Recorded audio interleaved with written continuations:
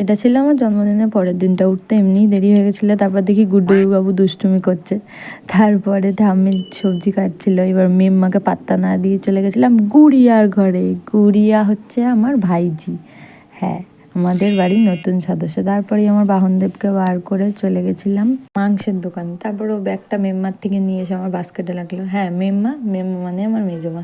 তারপরে আমরা বেরিয়ে পড়েছিলাম এই বিলাই আর ডগাইকে দেখতে দেখতে। আমরা চলে গেছিলাম মাংসের দোকানে। মাংস নিয়ে বাড়ি আসার সময় অল্প অল্প বৃষ্টি পড়ছিল, তবুও অতটা বুঝতে পারিনি। বাড়ি এসে মা আর ঠাম্মি বাইরে দাঁড়িয়েছিল, দেখছিলাম। তারপরে আবার বেরিয়ে গেছিলাম দোকানে কোল্ড ড্রিঙ্কস আনতে।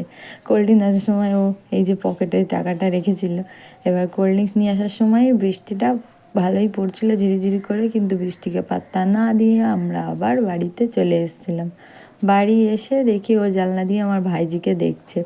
আজকে ছিল আমার ভাইজি মানে গুড়িয়ার ইঞ্জেকশনের ডেট। দাদা হয়েছে বলে কথা না, ওই যে আগে আগে যাচ্ছে। দাদা ভাইয়ের কর্তব্য পালন করতে হবে তো। বুম করে বোম ফেটেই ট্রেনটা চলে আসলো। তারপরেই আমরা চলে যাচ্ছিলাম যেখানে ইঞ্জেকশন দেবে। ইষ্টু ঝাড় দিয়ে আমাদের আসার পথটা ক্লিয়ার করে দিচ্ছিল ভালো ভালো। তারপরে বসে গেছিলাম খেতে। এরকম আরও মিনি ব্লগ দেখতে তোমরা সাবস্ক্রাইব করে পাশে থেকো।